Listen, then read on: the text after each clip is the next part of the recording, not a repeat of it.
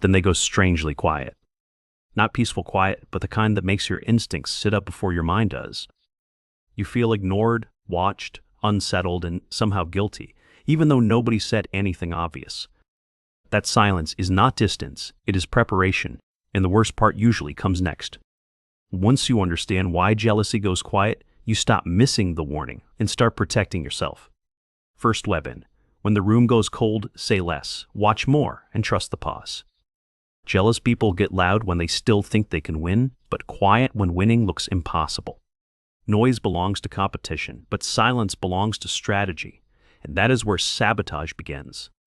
They stop arguing because arguing reveals insecurity, and insecure people hate losing in public. So they retreat into observation, collecting your patterns, your triggers, your habits, and your blind spots. The quiet is not emptiness. It is surveillance disguised as maturity and self-control. They study when you are tired, when you hesitate, and when your guard drops for comfort. Then they pick a moment that looks accidental from outside but lands exactly where you are weakest. That is why jealousy gets quiet right before sabotage, because quiet gives jealousy aim. Most people think silence means the problem passed, but silence often means the plan improved. At work, they stop challenging your ideas directly and start leaving your name off useful conversations. In friendships, they stop teasing openly and begin sharing less, inviting less, and asking strange questions. In relationships, they stop picking fights and become unusually polite while your confidence mysteriously gets undermined. That sudden politeness fools people because danger feels easier to spot when it arrives angry. But jealousy gets smarter when direct hostility stops working, so it changes costumes instead of intentions.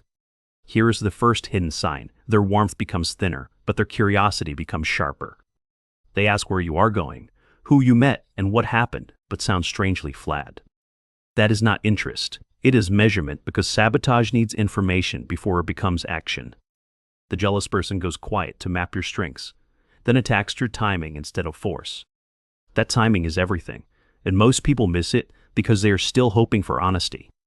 They hit before your interview, before your launch, before your date, before your boundary, before your rest. Not to destroy you completely, just enough to shake your center and slow your momentum. That is the crazy part. Sabotage usually aims for hesitation, because hesitation does half the damage. A jealous person does not need to beat you if they can make you misfire. So watch what happens right before something important, especially when their silence suddenly gets cleaner. No drama, no conflict, no visible problem, just a strange calm that feels emotionally artificial. That artificial calm means they are no longer expressing jealousy, they are channeling it. Jealousy becomes quiet when it stops wanting release and starts wanting results. You can feel this in tiny details long before the sabotage becomes obvious. Their replies get shorter, but their eyes stay longer when you talk about progress. They stop giving advice and start giving little doubts wrapped in supportive language. They say things like, "Just be careful," right when confidence would help you most. They sound calm, but calm is not harmless when it is carrying quiet hostility. A jealous person knows panic would expose them, so they choose restraint like a weapon. And the weaker they feel compared to you, the more calculated that restraint becomes. This is why the most dangerous sabotage rarely comes from obvious enemies. Obvious enemies attack with emotion, but jealous friends attack with timing, access, and familiarity. They know what discourages you, what embarrasses you, and what makes you overthink afterward. That knowledge becomes their shortcut when they can no longer compete in the open. One quiet sign is delayed support right after you share something that matters. They answer late, flat, or weirdly practical, as if your moment needs less oxygen. A real supporter becomes more present around your growth, not more emotionally unavailable. So when their silence thickens around your wins, do not call it busyness. Call it data, because data protects you faster than hope ever will. Here's another practical weapon. When support feels cold, answer with "noted" and stop talking. That one word does something powerful because it tells them you noticed without begging them to explain. Jealous people hate being observed, because observation removes the safety of deniability. And deniability is their shelter while they reposition themselves closer to sabotage. Another quiet shift comes when they stop celebrating and start comparing your life to everyone else's. You mention a win, and suddenly they know someone doing better, faster, bigger, or cheaper. That is not perspective. It is emotional dilution designed to weaken your momentum. Jealousy cannot always erase your progress, so it tries to reduce how powerful it feels. The quieter the jealousy, the more likely it will attack your confidence instead of your situation. That is why you leave certain conversations second-guessing things that felt solid before. Nothing obvious happened, yet your chest feels tighter and your certainty feels strangely rented. That reaction matters, because your body weeds sabotage early when your mind still wants peace. Trust that reaction faster, especially around people who become quieter as you become stronger. Here is one of their favorite moves, the silent withhold of warmth, help, or visibility. They did not attack openly. They simply stopped giving what once made your path easier.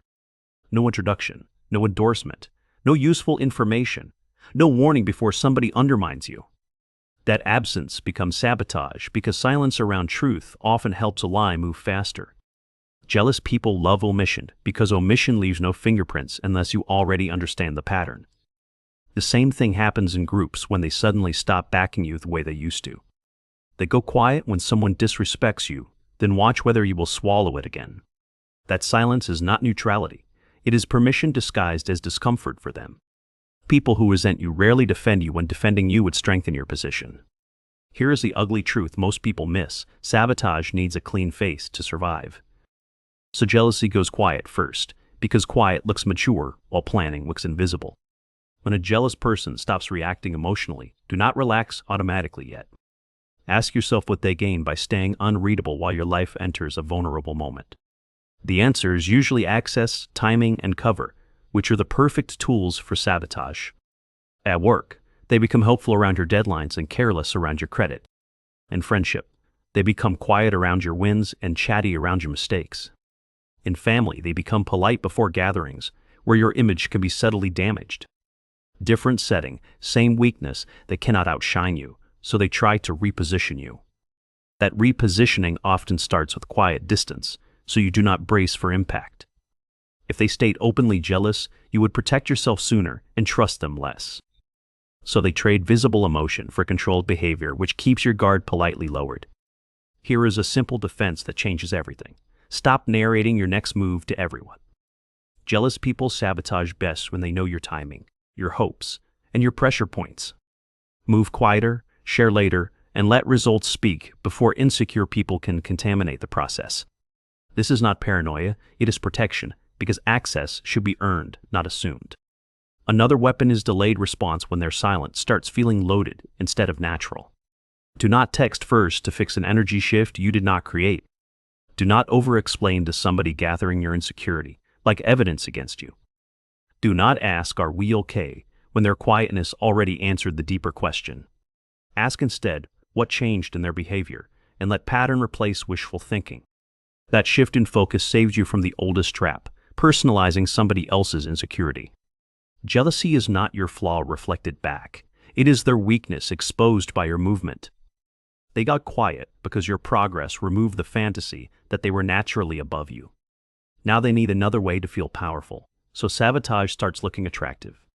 Sometimes the sabotage is gossip timed right before people would have trusted you more. Sometimes it is exclusion timed right before a room, a project, or a gathering. Sometimes it is doubt dropped into your head right before you needed confidence most.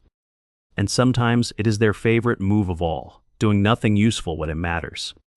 That passive sabotage hurts because you cannot point to a dramatic act, only missing support. But missing support at the right moment is still sabotage, and you should name it. Here is another line worth keeping ready. That feels intentional to me now. You do not need to argue after saying it, because observation already changed the room. If they are clean, they will correct the behavior without needing a performance. If they are jealous, they will act confused, offended, or suddenly too innocent to discuss it.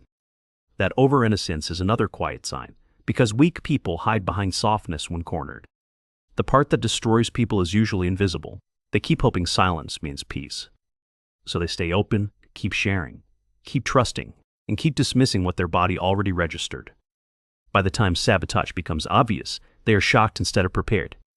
Do not give jealous people that much lead time inside your life again. Shrink access before proof becomes dramatic, because dramatic proof usually arrives after real damage.